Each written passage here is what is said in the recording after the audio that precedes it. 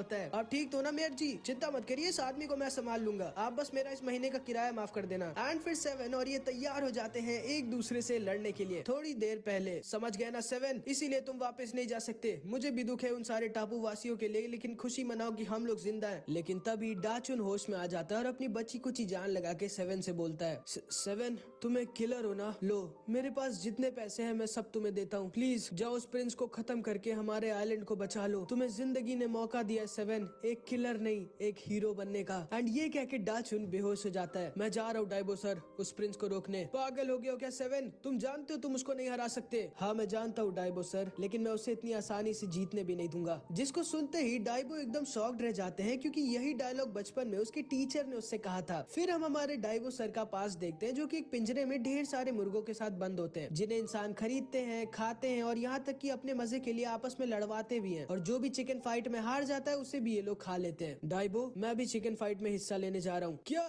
डाफे आप जानते हो कि आप बुल को नहीं हरा सकते? उसको कोई नहीं हरा सकता। फिर क्यों? कल इंसानों ने फे की मम्मी को मार के खा लिया। मैं नहीं चाहता कि मेरे बेटे के भी साथ ऐसा हो। और अगर कल मैंने बुल को फाइट में हरा दिया तो वो लोग मेरे बेटे को मार के खाएंगे नहीं, बल्कि उसे ट्रेन करेंगे एक फाइटर चिकन बनने के लिए। इसीलिए अपने बेटे के लिए मेरे को ये फाइट जीतनी होगी। लेकिन आप उसे नहीं हरा सकते डाफे। मैं जानता हूँ डाइबो, लेकिन मैं उसे इतनी आसानी से जीतने भी नहीं दूंगा। अगले दिन डाफे और इस बुल की फाइट होती है। और भाई ये सही में मुर्गा है कि बुल है? सारे के सारे लोग बुल को सपोर्ट कर रहे होते हैं। इन दोनों की फाइट स्टार्ट हो जाती है। ठीक है मैं जानता हूँ मैं बुल को हरा नहीं सकता, मुझे बस 15 मिनट तक जिंदा रहना और फिर मैं जीत जाऊंगा। लेकिन तभी जैसे ही इनकी फाइट स्टार्ट होती है, बुल आते ही इसको एक ऐसा जोर का पंच मारता है कि इसकी मुंह की हड्डियां टूट जाती हैं और डाफे वहीं पर गिर जाते हैं। क्या यार, थोड़े तगड़े चिकन को लाओ मेरे सामने। लेकिन तभी डाफे फिर से किसी तरह खड़े हो जाते हैं। नहीं मैं हार नहीं सकता, मुझे जीतना होगा अपने बेटे के लिए। एंड भले ही बुल के पास पावर होती है, लेकिन डाफे के पास स्पीड होती है। वो वापस से बुल के ऊपर अटैक करते हैं एंड बुल के अटैक को डॉज करके बुल की गर्दन पर अटैक करते हैं। लेकिन उनका अटैक इतना स्ट्रॉन्ग नहीं होता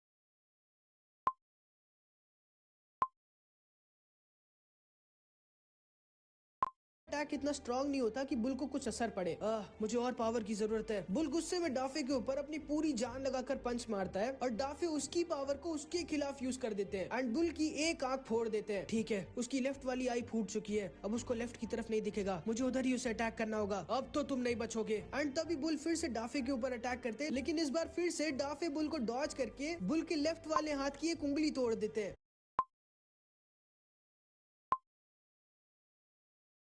एक उंगली तोड़ देते हैं एंड बुल दर्द के मारे वहीं पर तड़पने लगता है। लोगों को यकीन नहीं हो रहा होता कि उनका बुल एक नॉर्मल से चिकन से हार रहा होता है, लेकिन सिर्फ डाइबो जानते हैं कि डाफे अभी कोई नॉर्मल चिकन नहीं, बल्कि वो एक बाप है जिनको उनके बेटे को बचाना है। ठीक है बस 5 मिनट और जिंदा रहना है मुझे। एंड फिर हम इस चिकन फार्म के ओनर को देखते हैं। टाइम आ चुका है बुल, यूज करो उसे। एंड तभी बुल चीटिंग करता है और खुद को एक इंजेक्शन लगा लेता है, जो इसको 100 गुना ज्यादा ताकतवर और फास्ट बना देता है। एंड एक तो डाफे पहले से ही बहुत ज्यादा इंजर्ड होते हैं, ऊपर से इस केमिकल ने बुल को इतना ज्यादा फास्ट और स्ट्रॉन्ग बना दिया होता है कि इस बार डाफे बुल को डॉज नहीं कर पाते और बुल इसको पकड़ लेता है। एंड सिर्फ 2 मिनट रह गए होते हैं फाइट को खत्म होने में, और फिर बुल डाफे को बहुत ज्यादा गंदा मारने लगता है। लेकिन डाफे अपने बेटे के लिए मर नहीं सकते थे, इसीलिए वो भी अपनी पूरी जान लगा देते हैं जिंदा रहने में। एंड बुल उनको 2 मिनट तक मारता ही रहता है, लेकिन डाफे मरते नहीं। टाइम खत्म हो गया, डाफे जीत गए। लेकिन अभी भी बुल डाफे को मार रहा होता है। अरे पागल हो क्या, टाइम खत्म हो गया, तुम हार गए बुल। तुम्हें क्या लगता है डाइबो, इन इंसानों को इस फाइट से कुछ लेना देना है? नहीं, ये दुनिया बहुत ही मतलबी है। ये लोग बस अपने मजे के लिए हम लोगों को लड़ते हुए देखना चाहते हैं। ये फाइट तब तक नहीं खत्म होगी जब तक कोई एक चिकन मारा नहीं जाता। नहीं,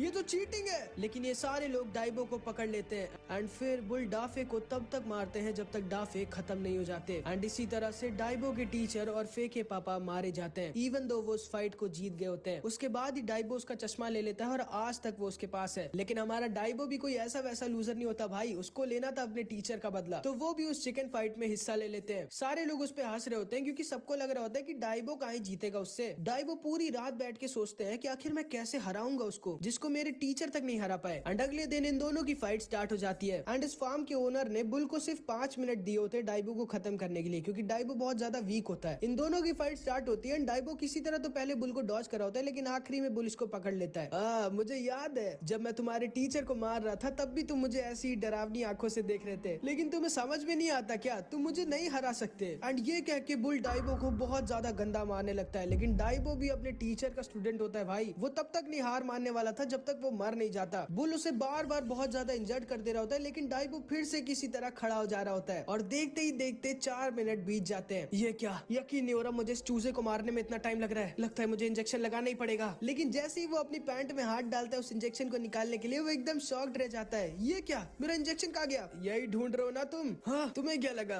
मैं ऐसे ही तब से तुमसे पिट रहा था?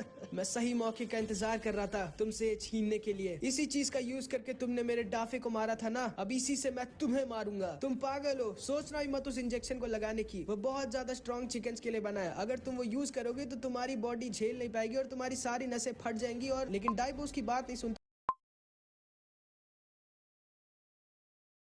और इस इंजेक्शन को लगा लेता है। लेकिन बुल की बात एकदम सच होती है, डाइबो की वीक बॉडी उस इंजेक्शन को झेल नहीं पाती और डाइबो वहीं पर बेहोश हो जाते हैं। मैंने तो पहले ही कहा था तुम्हारे जैसा वीक चिकन उस इंजेक्शन को नहीं झेल सकता। एंड डाइबो वहीं पर बेहोश पड़े होते हैं, लेकिन तभी डाइबो को उनका प्रॉमिस याद आ जाता है। डाइबो, अगर मैं मारा जाऊं कल तो मेरे बेटे का ख्याल रखना। एंड यही प्रॉमिस डाइबो को मरने नहीं देता एंड डाइबो अपनी लिमिट्स को सरपास कर देता है एंड उस इंजेक्शन को हैंडल कर लेता है। इन सारे लोगों को यकीन नहीं हो रहा था और बुल की हालत खराब हो जाती है एंड डाइबो का पूरा फॉर्म बदल जाता है। और फिर क्या भाई, डाइबो बुल को भी मार डालता है और उस फार्म के लीडर को भी खत्म कर देता है एंड फिर वो सारे के सारे चिकन्स को आजाद कर देता है एंड फिर फे को लेके चिकन आइलैंड आ जाता है, जहाँ पे उसकी मुलाकात 7 से होती है। मैं जा रहा हूँ डाइबो सर, तुम सच में पागल हो 7। ये लो, ये तुम्हारी स्वॉर्ड है और हाँ, ये शायद हमारी आखिरी बात होगी, इसीलिए मैं तुम्हें एक सच्चाई बताना चाहता हूँ 7, तुम मेरे बचपन के स्टूडेंट नहीं हो। तुम मुझे 2 साल पहले समुद्र के किनारे बहुत इंजर्ड हालत में मिले थे, तुम्हारा बचना नामुमकिन था, लेकिन वंडर डॉक्टर ने तुम्हें किसी तरह बचा लिया। तुम कोई मामूली इंसान नहीं हो सर। अरे कहाँ गया? कम से कम मेरी पूरी बात तो सुन के जाते 7। एंड इधर हम देखते हैं 7 और इस प्रिंस की बहुत तगड़ी लड़ाई हो रही होती है, लेकिन 7 भी ये जानता है कि वो इसको नहीं हरा सकता। ये प्रिंस 7 की स्वॉर्ड को टुकड़ों में तोड़ देता है और फिर 7 को भी बस खत्म करने वाला होता है, लेकिन तभी वहाँ पर पता नहीं क्यों 13 आ जाती है और वो 7 को बचा लेती है। अरे तुमने मुझे क्यों बचाया, कहीं मैं भी तुम्हें अच्छा तो नहीं लगने लग गया? एक और किलर, अच्छी बात है, आज मैं तुम दोनों को खत्म कर दूंगा। वो तो वक्त ही बताएगा।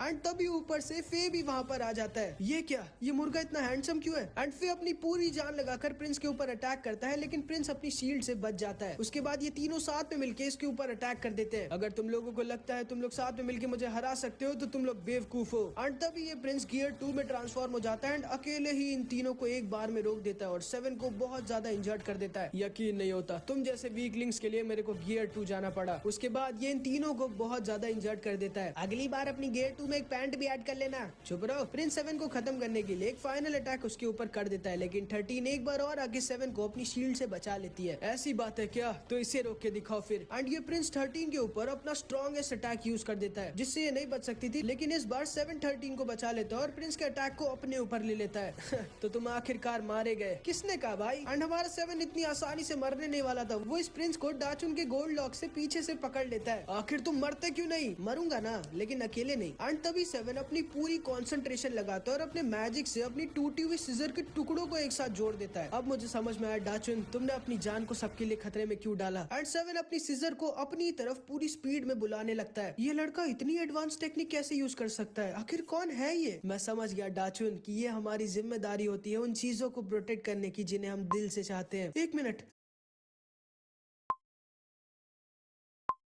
की जिन्हें हम दिल से चाहते हैं। एक मिनट, ऐसे तो ये खुद भी मारा जाएगा। देखिए डाइबो सर, भले ही मैं एक अच्छा किलर नहीं बन पाया, लेकिन मैं एक अच्छा हीरो जरूर बन गया। नहीं 7। एंड तभी 7 अपनी सिजर को अपने और उस प्रिंस के दिल के आर पार निकाल देता है, क्योंकि ऐसे भले ही वो मारा जाएगा, लेकिन कम से कम उसने अपने पूरे आइलैंड को तो बचा लिया। एंड 7 वहीं पर अधमरा होके गिर जाता है। फिर उसे अपने मैजिक से हील करने की कोशिश करता है, लेकिन अब बहुत देर हो चुकी थी। लेकिन तभी उसके पास दोबारा से ये प्रिंस आ जाता है।